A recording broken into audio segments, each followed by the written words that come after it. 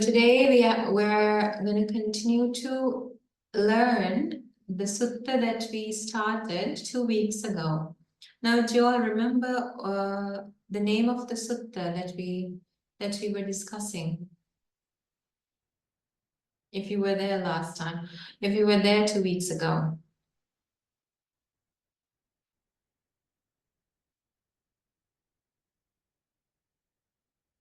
Nobody remembers. Okay, so the name of the sutta that we learned last time was the 𝗪𝗵𝗲𝗪𝗵𝗲𝗍 Sutta. Okay, so if you weren't here last time, then let me write it down for you. And this is the link to the sutta where you can read it. So we learned the first part of this sutta.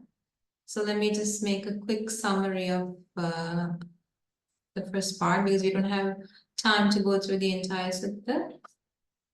Okay, so this sutta was taught to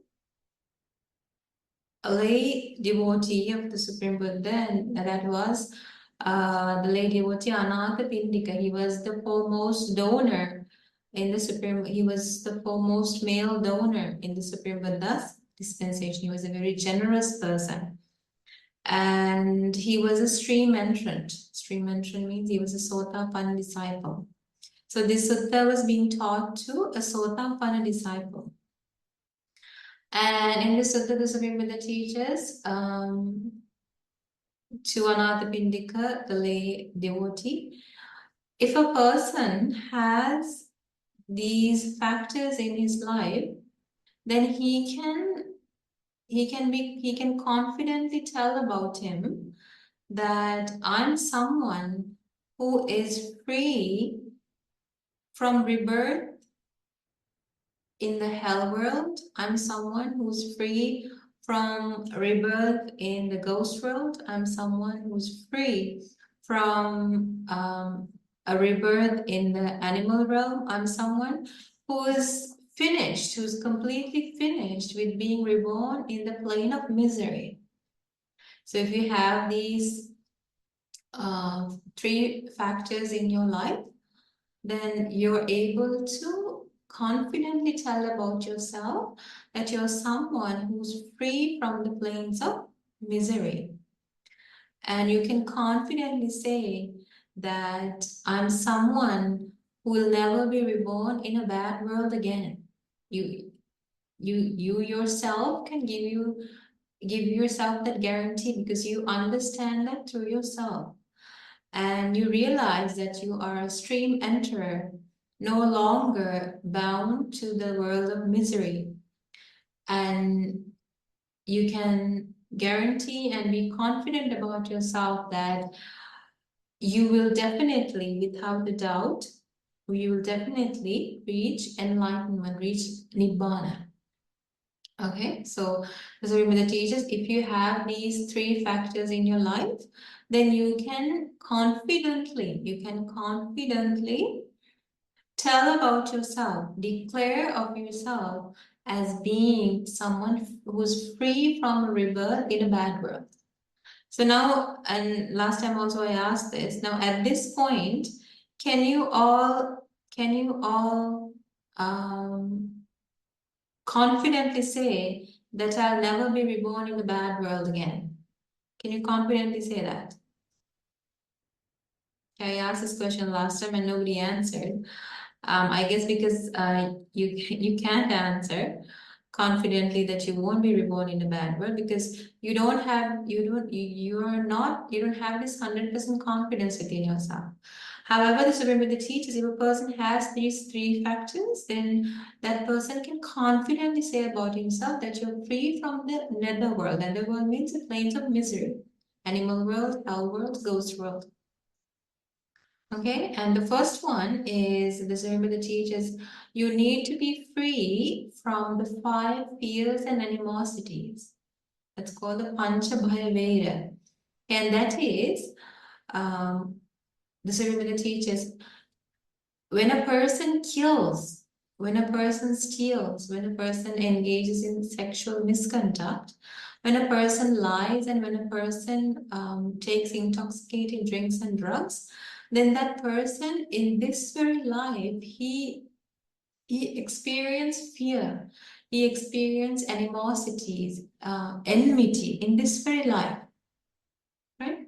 If you're someone who steals, if you're someone who cheats on your spouse, in this very life, you're the subject of enmity, and you're the subject of fear. You yourself are subject to fear because you're scared that you'll get caught, right? If you do wrong things, you're always scared that I will get caught at some point. And also you have the fear about your next life. You know that your consciousness knows that what you're doing is wrong, and you know in your next life you'll be reborn in a bad world. Okay?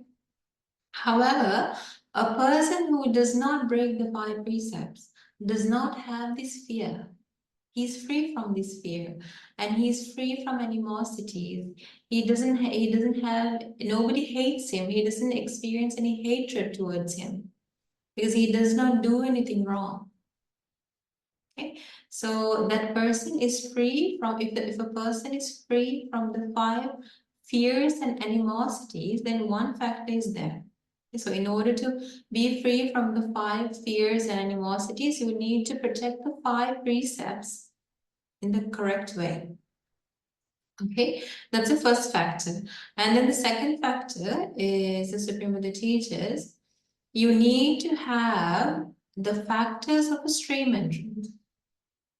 Okay, there are 4 factors of a stream entrant, and that is unshakable confidence in the Buddha. That's the first one.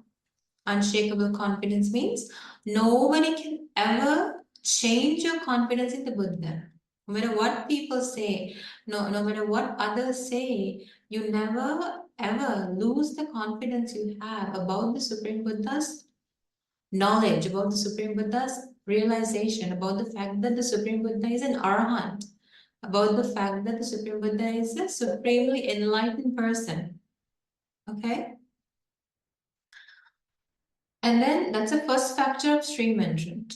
The second factor is unshakable confidence in the Dhamma. That is, nobody can convince you that this Dhamma is wrong. Nobody can convince you that if you practice this Dhamma, it's not going to lead to anything.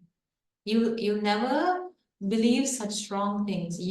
Nobody can change your confidence that if a person practices this Dhamma, that person can attain Nibbana.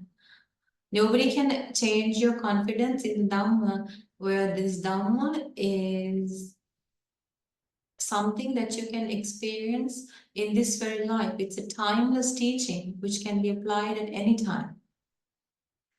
Yes, it's an unshakable confidence in the Dhamma.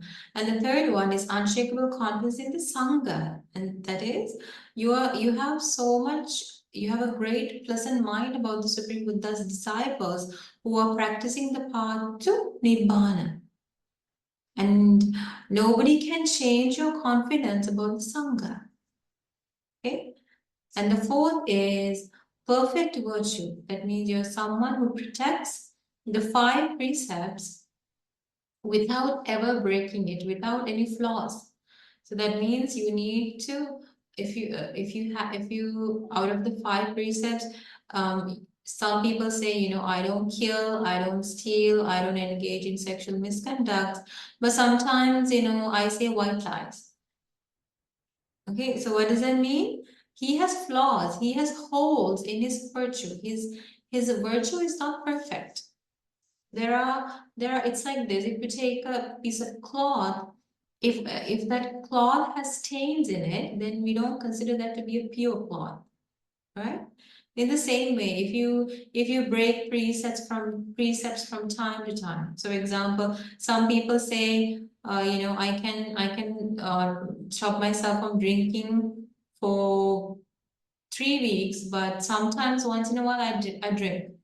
So what does that mean? Your virtue has holes in it. Okay? So a stream entrant does not say such things and he does not have any flaws or any holes, any weaknesses in his virtue. He protects the 5 precepts perfectly without ever breaking it. Okay, so those are the 4 factors of a stream entrant. Okay, so those are the first two. Those are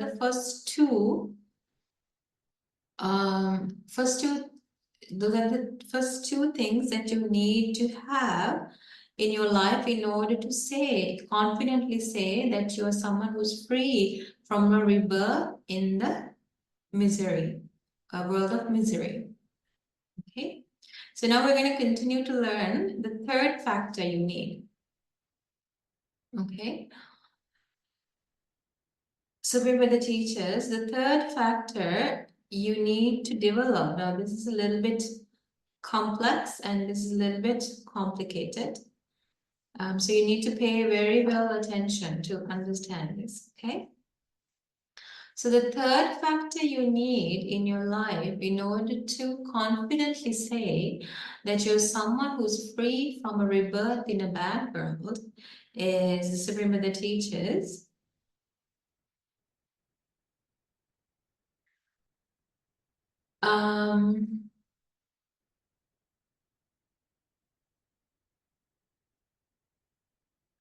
the Supreme Buddha teaches, the 3rd factor is you need to clearly and thoroughly understand with wisdom the noble method. Okay, what do you need to understand clearly and thoroughly with wisdom? You need to understand the noble method. It's called 𝗪𝗵𝗲𝗍. Okay, in Pali. Okay, so with the teachers, you need to understand the noble method. Okay, and this remember that describes what this is. Here, householder, the noble disciple attends closely and carefully to dependent origination like this. Okay, so noble method is like a theory.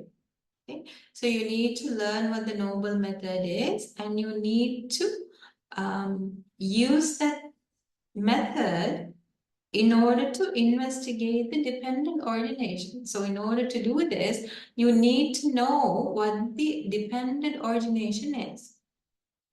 Okay, now we will explain this as we go on. Okay, and the Supreme Buddha teaches what is the noble method. Okay, noble method.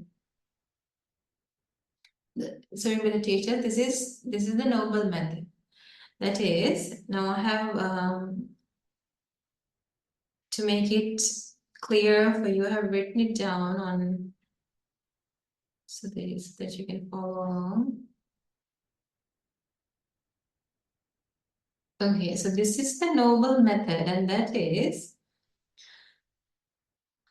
𝗪𝗵𝗲𝗍 𝗪𝗵𝗲𝗍 hoti. Now this is the Pali. Okay, 𝗪𝗵𝗲𝗍 𝗪𝗵𝗲𝗍 hoti. And what that means is when this is there, that is there. Now you have to pay attention and remember this. This is something that you need to know in order to understand the Dhamma.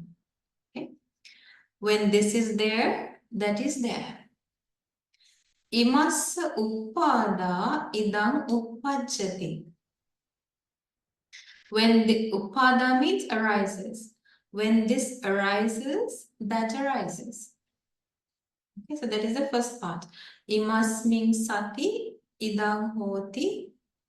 And what that means, when this is there, that is there. Imassa uppada idam uppajjati. When this arises, that arises. Okay, so what really this is this cause and effect theory. You're applying this cause and effect. When this is there, that is there. When this arises, that arises. Okay, and then just remember the teachers. Imasmin asati. That's the Pali word. Imasmin asati idam hoti. When this is not there, that is not there. 𝗕𝗔𝗻 asati, when this is not there. 𝗍𝗏 na hoti, that is not there. 𝗕𝗔 nirodha, 𝗍 nirujjati. When with the cessation, nirodha means cessation, where cessation means it's not, it ceases, it vanishes such that it does not rise again. Nirodho, that's what it means. It ceases, it vanishes such that it does not arise again. Nirujjati. 𝗕𝗔 nirodha, when with the cessation of this, 𝗍 nirujjati, that ceases. Okay, this is called a noble method. Aryo Jnana. Arya Nyaya is what we call it in singular. Aryo Jnana means the noble method. Okay? And that is 𝗕𝗔𝗻 sati, 𝗍 hoti, 𝗕𝗔 𝗵𝗏𝗲, 𝗍 uppajjati. When this is there, that is there. When this arises, that arises. And then that is the arising. And then 𝗕𝗔𝗻 asati, 𝗍 na hoti. When this is not there, that is not there. 𝗕𝗔 nirodha, 𝗍 nirujjati. With the cessation of this, that ceases. Do you understand?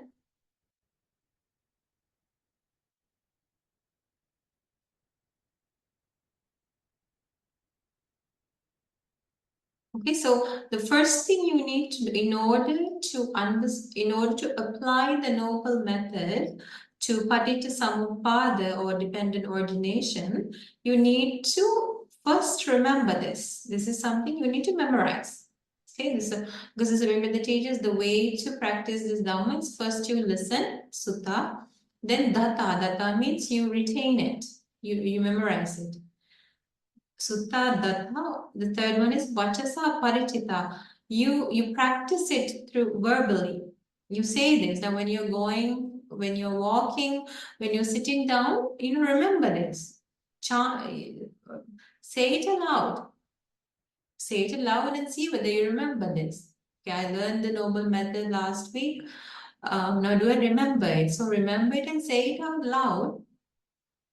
And practice it through, practice it verbally. Okay? 𝗕𝗔𝗻 sati, 𝗕𝗔𝗻 sati, 𝗍 hoti. What does that mean? When this is there, that is there. Okay, then you remember the part, the next part. 𝗕𝗔 𝗵𝗏𝗲, 𝗍 uppajjati. When this arises, that also arises. Okay, then the next part is 𝗕𝗔𝗻 asati, 𝗍 na hoti. When this is not there, that is also not there. 𝗕𝗔 nirodha, 𝗍 nirujjati. When with the cessation of this, that ceases. Okay, so first you need to remember this. And then also you need to remember well the Paticca, the dependent origination. Now I have taught this to you, I think a few months ago. So now we'll again refresh our minds upon, on Paticca. And that is, you need to clearly remember the process of Paticca. Paticca means dependent origination, and that is like the core center of this Dhamma. Okay, because this is the process that the Supreme Buddha realized under the Bodhi tree. This is how this sansaric journey works. This is the, if a person understands this cycle, this change cycle, then that person can completely cut off this cycle. Okay, this is what the Supreme Buddha realized under the Bodhi tree. This is the way that this sansaric journey continues to be. And so when you know how this works, then you can put a stop to it. Now it's like this. Now, suppose you know how a vehicle works. You know about all the detail, about all the parts of how a vehicle works. So if you know exactly everything about a vehicle, then you know, if I break this, this is what will happen. Right? If I remove this part, this is what will happen. Right? So you can make changes, and you can make cutoffs in these processes. So in the same way, the Supreme Buddha understood the process of this samsaric journey, and therefore the Supreme Buddha, through understanding, realized if you know how it continues, then you can also reverse this, or you can also put a stop to this process. Okay, so this is called understanding cause and effect. Okay, when the cause is there, the result comes to be. You can't stop it. But if you stop the cause, then there is no result. So this samsara is a result of a cause. So if you want to put an end to this samsara, you need to completely eradicate the cause, and then the result will no longer be there. Okay, so that's what this dependent origination is. So don't be, if this is the first time you're listening to this, don't be scared. Okay, be happy that you are able to listen to this, because this is not something that people get to listen a lot in after having gotten a human life. Because this is if a person gets a good understanding about this, then that person simply enters the path to Nibbana, and he will one day be able to escape from this journey of birth and death. That's why the Supreme Buddha teaches, oh bhikkhus, if a person realizes if a person sees the paticca then that person sees me. Yo paticca passati, so mam passati. So mam passati, yo paticca passati. If a person sees and realizes the paticca, then that person has seen me. If a person has seen me, that person has seen Paticca, because this Paticca is the core understanding of the Supreme Buddha. This is a discovery of a Buddha. Understand? This is a discovery that nobody else in this world is capable of making other than a Buddha. Okay, a Buddha discovers this process through his own wisdom. So you all are very lucky to even hear about this great discovery. So the first thing you should do is learn it and remember it. Okay? And then little by little you can start to understand it. You cannot do this all together at once, because this is not easy to understand. Okay. One day Venerable Ananda was the Supreme Buddha's attendant for 25 years. One day, Venerable Ananda came to the Supreme Buddha and asked, oh, Venerable Sir, I feel like this Paticca is so simple. And at that time, our great teacher, Supreme Buddha, said, Mahevang Ananda, don't say that. Gambhira Chayam Ananda Paticca, this Paticca is so complex and so deep. Okay, it's because people are not able to understand this dependent origination, that they are continuing to go in this samsara, that they are continuing to be entangled in this net of samsara. Okay, so this is not an easy thing to understand, it's not an easy thing to realize. But if you start at some point and gradually, little by little, try to understand it, then with time you will have a good, clear understanding. Okay.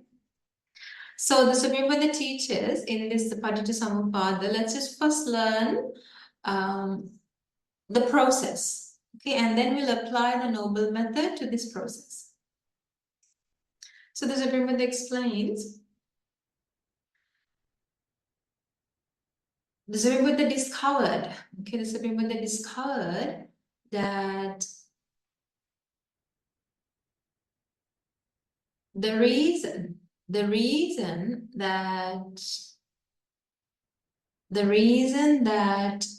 we are born, Okay, the reason that we are suffering, the reason, so Jara Marana is something that we can relate to. Jara means aging.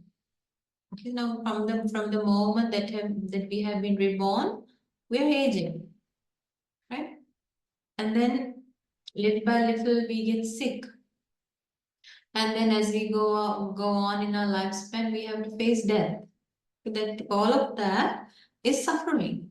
Okay, all of that is suffering, and then we have to become separated from our loved ones. We have to be together with people we don't like. We have to grow old.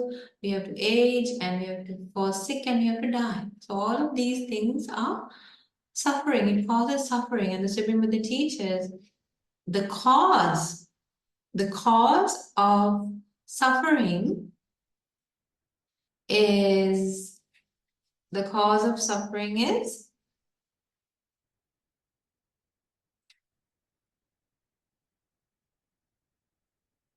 birth. What's the cause of suffering? Birth. We suffer because we are born. If we were not born, would we age? Would we fall sick? Would we die? No. Right? So the cause of suffering is birth. Okay? So now you can understand. If birth is there, then definitely suffering is going to be there. Okay? When birth arises, suffering arises. Okay? And then the Supreme Buddha teaches there's a cause for birth. There's a cause for birth. And the cause for birth, the Supreme Buddha discovered, is bhava. Bhava means existence. Okay, bhava means existence, and what that means is, bhava means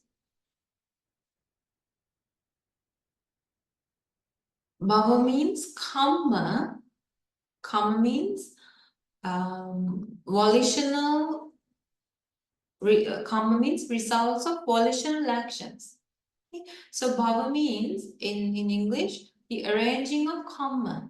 Okay, so if there's an arranging of karma to be reborn in the human world, then you're reborn in the human world. If your karma was arranged such that you ought to be reborn in the hell world, then your birth is going to be in the hell world. If your arranging of karma, if your bhava was to be reborn in the ghost world, you will be reborn in the ghost world.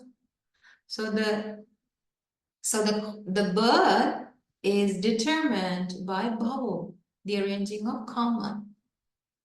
Okay, so I'm just simply explaining this in the most simple way. Okay, and as we go on and as you get to learn more and more about this, you can go more into detail and learn. If I teach you all the details at once, you'll get scared and you get confused. So now, because of that, I'm simply doing this in the most simplest way so that you can get an introduction. Okay, so why are we born? Because of existence. Because now we are all in the human world. Okay, we were in the human world because in our previous life, when we died in our previous life, the karma was arranged, the bhava was arranged such that our birth was to be in a human world. Right? If the karma was arranged such that if we had done wrong things in our past lives, and if the karma was arranged such that we were to be reborn in an animal world, then we would have been in the animal world. And if karma was arranged such that we were to be reborn in the Deva world, then we would be in the Deva world by now. Understand? So the birth is caused by bhava. So now you have to remember these things. Now you have to memorize and remember, because without memorizing and knowing this by heart, you can't contemplate and you can't analyze anything further. Okay, this is like, you should make this Panchabhayavera like the center, like your core center of knowledge. This is like the more this is like the main thing. So you have to remember this. Make an effort to memorize this. Okay. And then the Supreme Buddha teaches there's a cause for bhava. There's a cause for this arranging of karma, and that is the cause for arranging of karma is upadana. What is it? Upadana. Okay, it's because of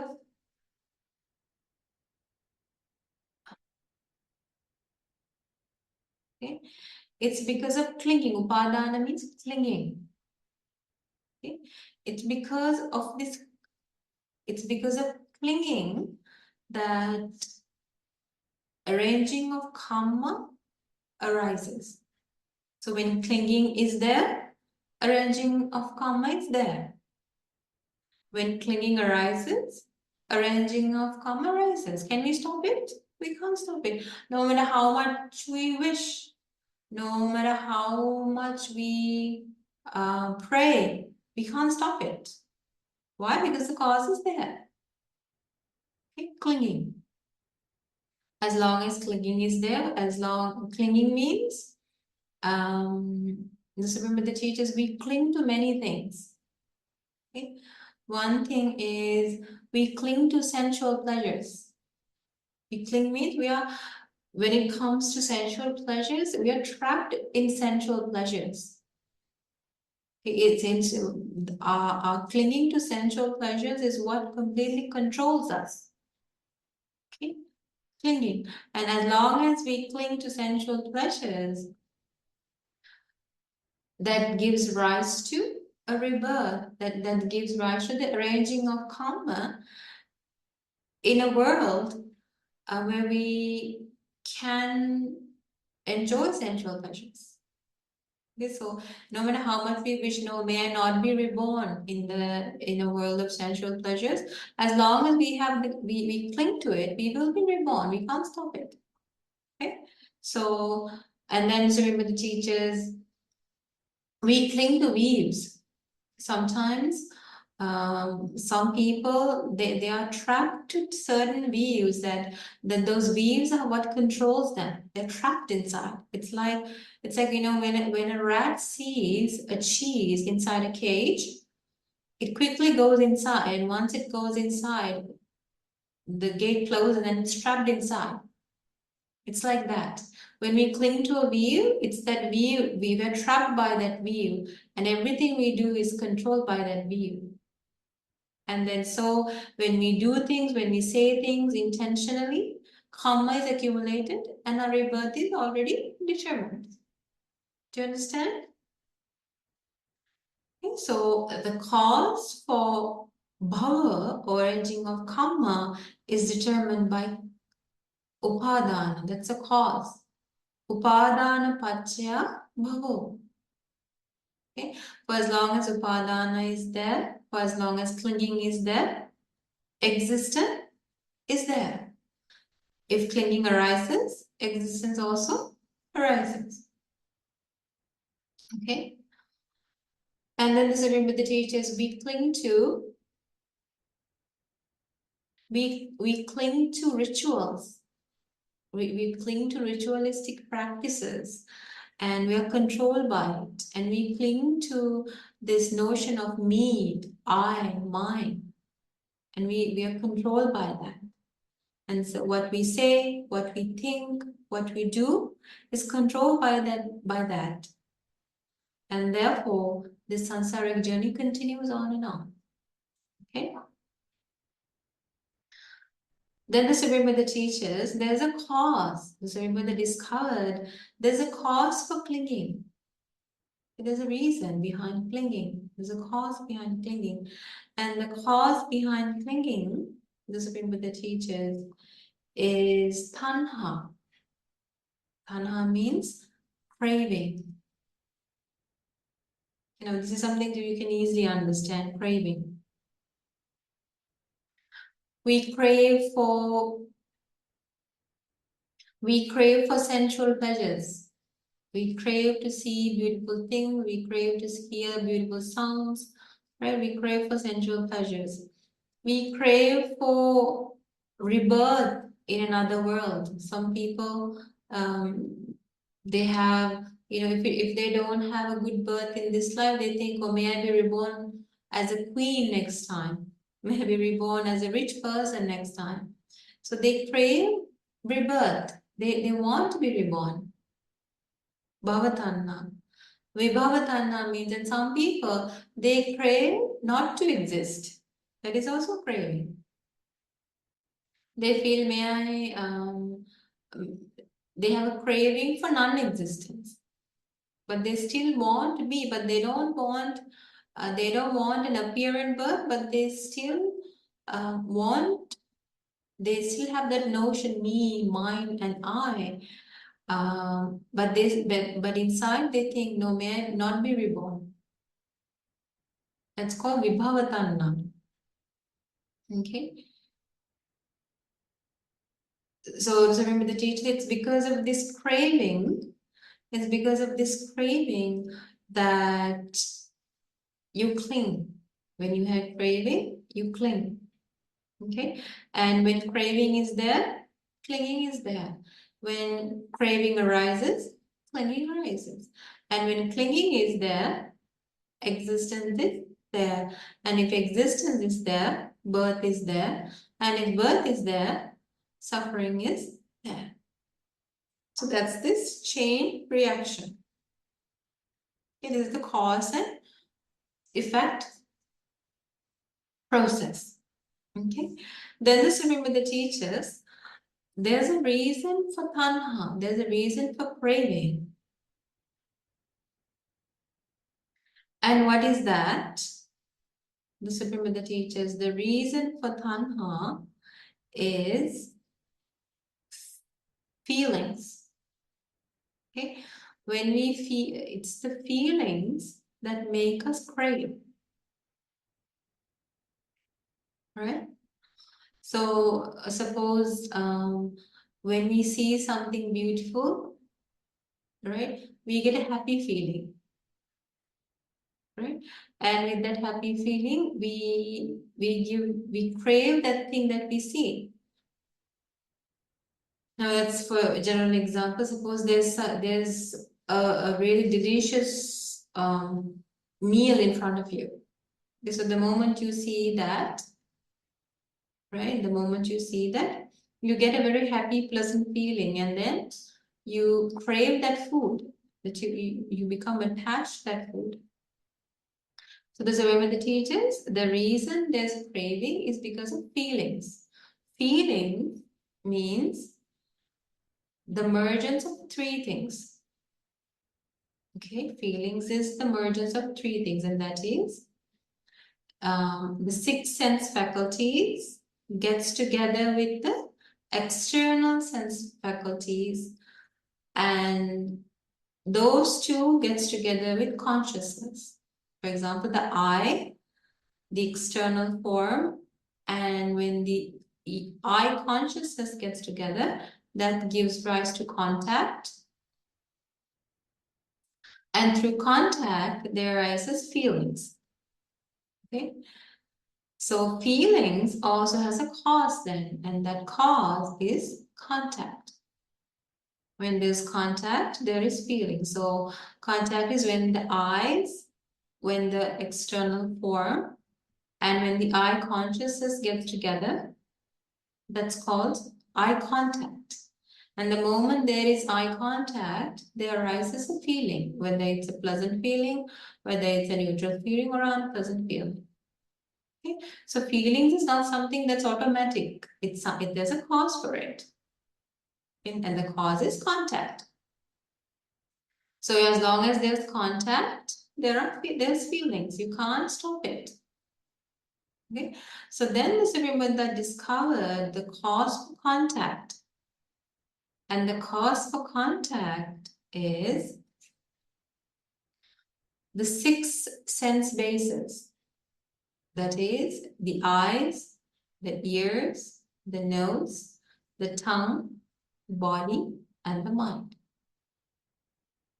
For as long as the eye is there, for as long as the ears, the nose, the tongue, and the body, and the mind is there, that gives rise to contact. You can't stop it, right? The moment you open your eyes, you see something, and there's eye contact. And okay, the moment you, if your ears are working, so when a sound is going on, then you hear the sound. You can't stop it. Right? And if that sound is, if somebody's blaming you, you get an unpleasant feeling. If somebody's praising you, you get a pleasant feeling. So like that, as long as you have these 6 sense bases, that gives rise to contact. Okay? And once there's contact, it's going to give rise to feelings. And once there's feelings, it's going to lead to craving. And once there's craving, it's going to lead to clinging. And once there's clinging, it's going to lead to existence. And once there's existence, it's going to lead to birth. And once where there's birth, there is suffering. So now, when this is there, that is there. When six sense bases are there, contact is there. When contact is there, feelings is there. When feelings are there, craving is there. When craving is there, clinging is there. When clinging is there, existence is there. And when existence is there, birth is there. When birth is there, suffering is there. So now you see the process.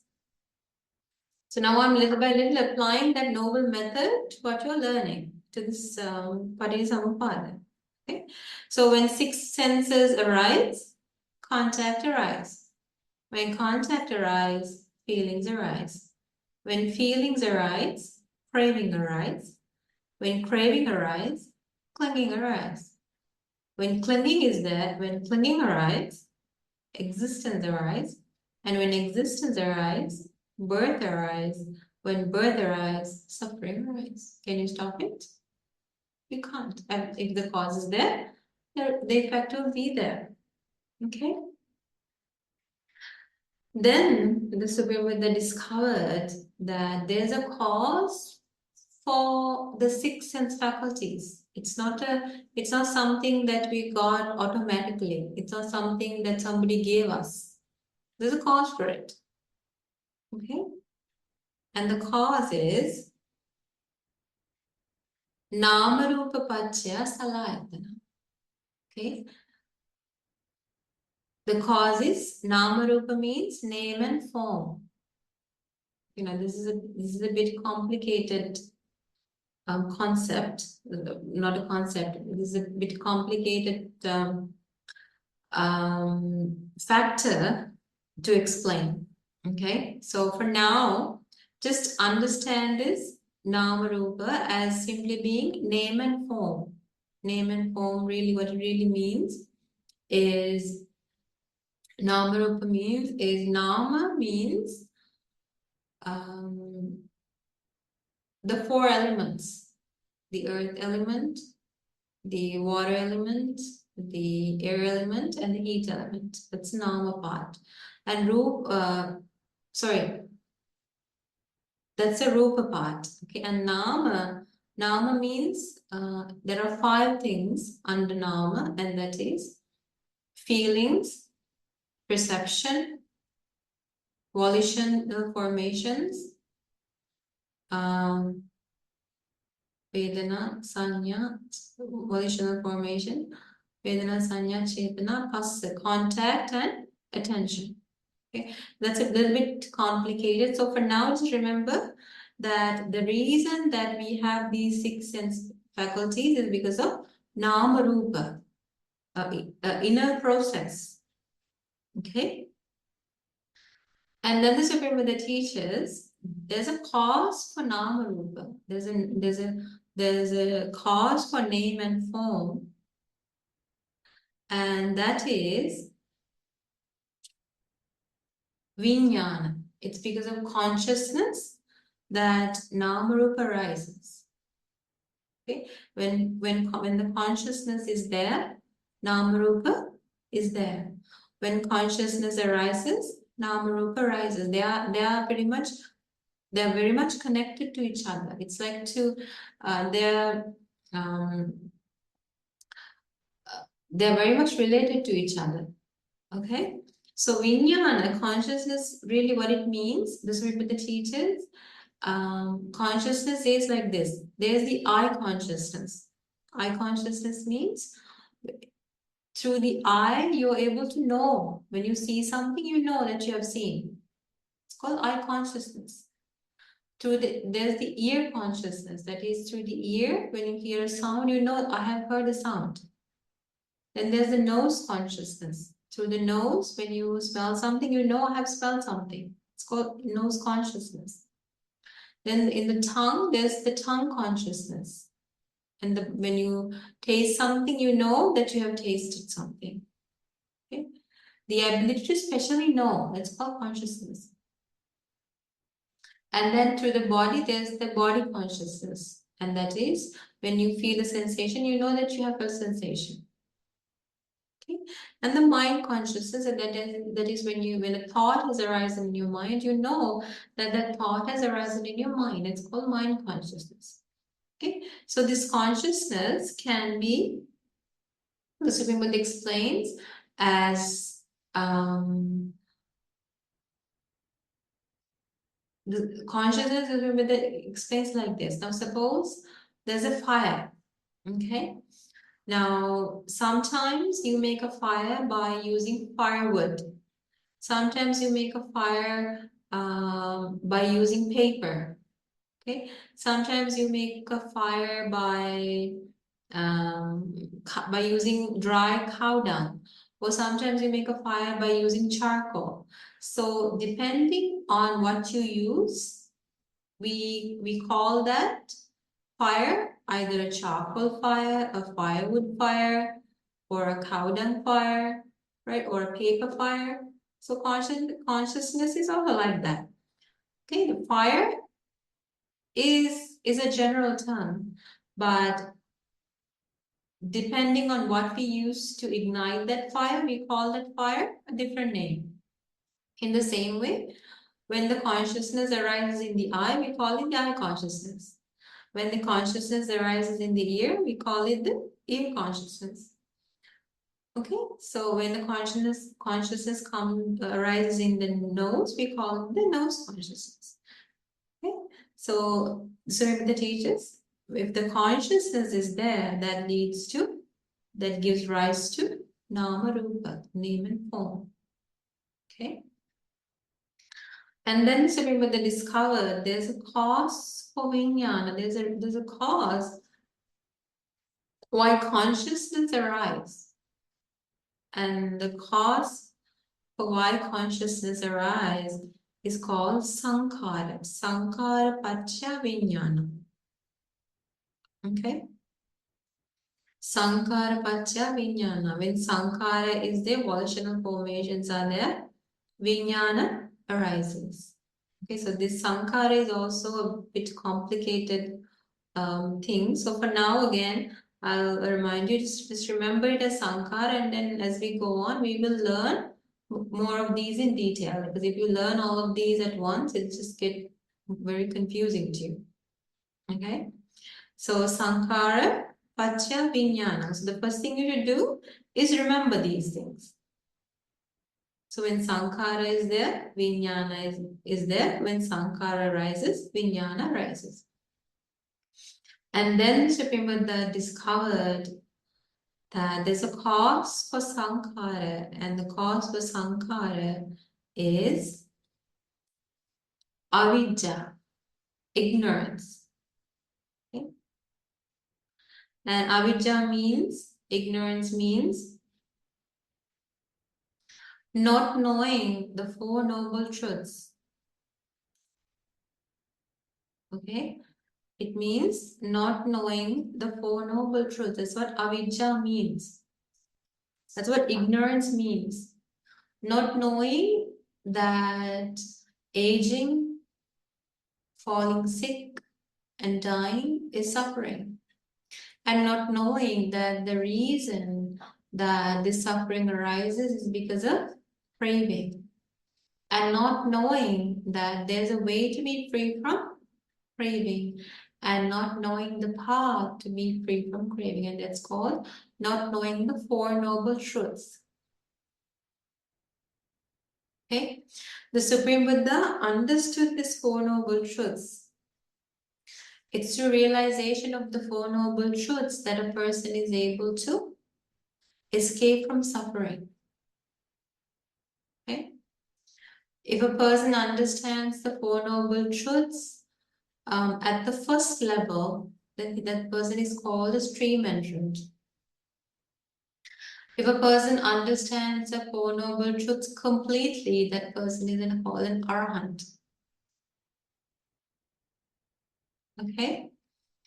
So it's because of not knowing the Four Noble Truths then that this process of samsara continues to be. This is the beginning. Okay? So as long as ignorance is there, as long as a person doesn't understand the Four Noble Truths, sankhara will arise. And if sankhara is there, vijnana will arise. If vijnana is there, now namarupa will rise. And if namarupa is there, the six sense faculties will arise. And if the six sense faculties are there, contact will arise. And if contact is there, feelings will arise. And if feelings are there, craving will arise. And if craving is there, clinging will arise. And if clinging is there, existence will arise. And if existence is there, birth will arise. And if birth is there, suffering will arise. Because that's what it's called to apply this noble method. If this is there, that is there.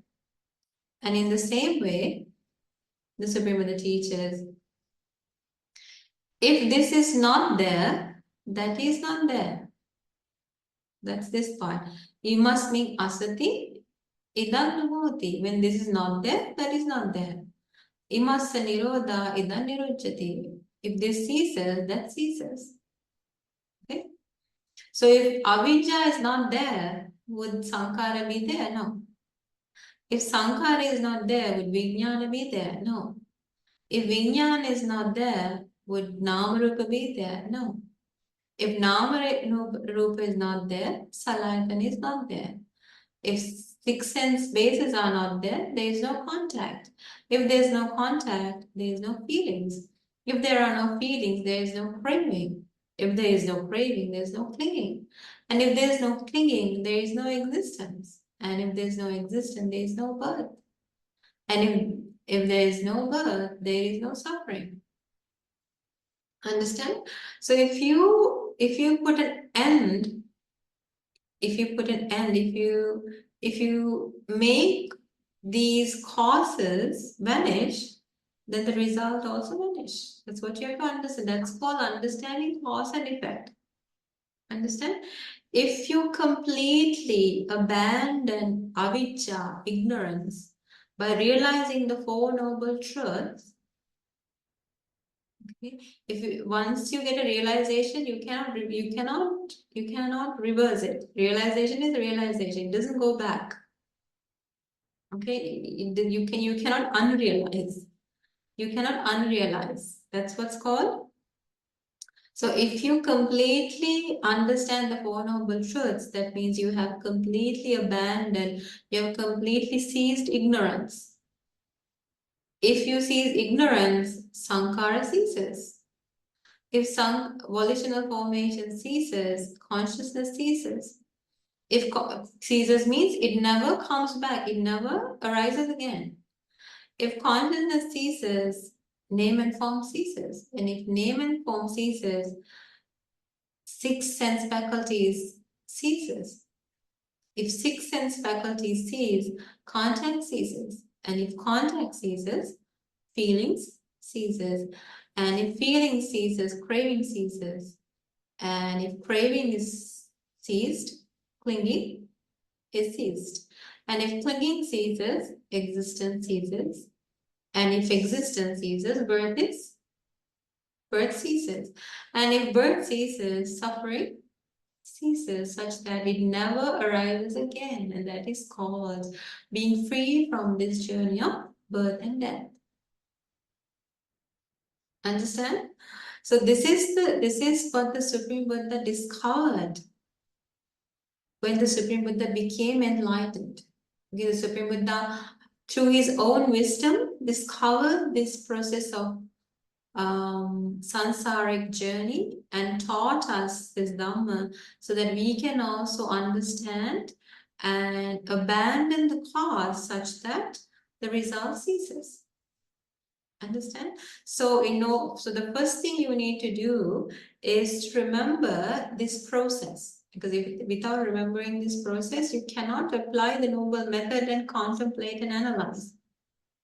Okay, so the best way for you to memorize this is to memorize it in Pali, and that is avijja. These are the teachers. Avijja paccaya sankhara.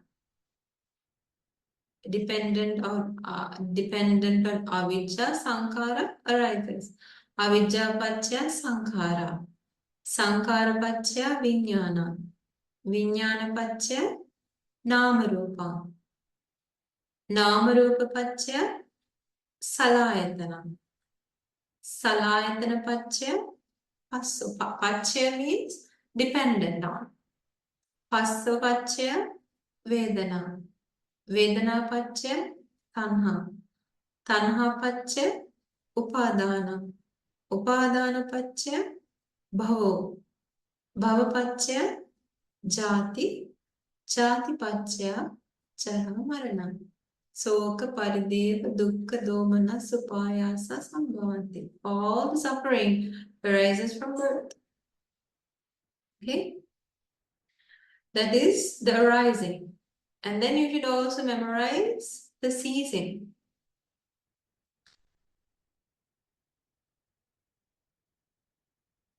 Okay? When avidyayateva asesa viraga nirodho sankhara nirodha. Sankhara nirodha vijnana nirodho. Vijnana nirodha namarupa nirodho. Namarupa nirodha salayatana nirodho. Nirodha means completely ceasing without arising again. Salayatana nirodha passa nirodho. Passa nirodha vedana nirodho. Vedana nirodha tanha nirodho. Tanha nirodha upadana nirodho. Upadana nirodha bhava nirodho. Bhava nirodha jati nirodho. Jati nirodha jara maranam 𝗧𝗶𝗵𝗿𝗶 dukkha-domanassanam nirujjanti. All suffering is ceased. Okay, that is called cessation. Arising, you should know the arising, and you should know the cessation. Okay, so once you memorize this dependent origination, then you'll be able to little by little analyze and think deeply and contemplate, okay, and little by little understand this process of Panchabhayavera. And so the Supreme Buddha teaches, if a person understands completely, if a person understands and clearly sees with wisdom this Paticca-samuppada, and he is able to apply the noble method to this process of Paticca-samuppada, then that person has understood clearly this process of sansaric journey. He has understood the Panchabhayavera, and the Supreme Buddha explains.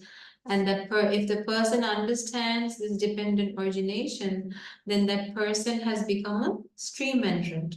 If a person understands at the first level, yes, he's a stream entrant, and therefore he can declare about himself, I'm someone who will never be reborn in the plane of misery. I am a stream entrant, and I will definitely reach Nibbana, because once you become a stream entrant, within a maximum of 7 lives, you reach Nibbana. Okay, once you're a stream entrant, you don't need any help from the external world. You're able to develop the Dhamma path on your own, even if you don't have a teacher. You're able to develop your wisdom little by little on your own and develop your understanding and realize the Dhamma completely. That is the benefit of becoming a stream entrant. You will never fall back. Once you become stream entrant, you will only develop further. You will never fall back. That's why the Supreme Buddha taught us that if a person gives you the guarantee that after suffering for 100 years of being hit with the spike 300 times a day, if a person tells you, okay, so suppose someone comes and hits you in the morning with 100 spikes, and then that person comes in the afternoon and hits you with 100 shots of spikes, and then again in the evening he does that. So for a day you're hit with 300 spikes for 100 years. Okay, but if a person comes and tells you after you suffer from 300 spikes a day for 100 years, you will become a stream entrant. And this, remember, the teachers take that guarantee, take that offer, and suffer those 300 spikes a day for 100 years, because at least by the end of those 100 years you can become a stream entrant. And once you become a stream entrant, your suffering is gone. You only have to suffer very little. The amount of suffering that you have abandoned is much greater than the amount of suffering you will have to face in the 7 lives that you have. It's like this, right? So Buddha asked, bhikkhus, what is greater, this Mount Himalaya or these little sesame seeds on my hand? And the bhikkhus replied, "Oh, Venerable Sir, the amount on your finger, the amount of the sesame seeds on your hand is very little compared to Mount Himalaya." Buddha said, if a person becomes a stream entrant, the amount of suffering he has abandoned is like the Mount Himalayas. The amount of suffering you will have to endure in the future is like these 7 sesame seeds on my palm. So see how much suffering that person abandons if you become a stream entrant. So if you're able to understand this dependent origination and apply the noble method fully, completely through your wisdom, and if you develop the 4 factors of stream entrant, and if you're free from the 5 fears and animosities, then you can become a stream entrant and declare about yourself that you're free from rebirth in the planes of misery.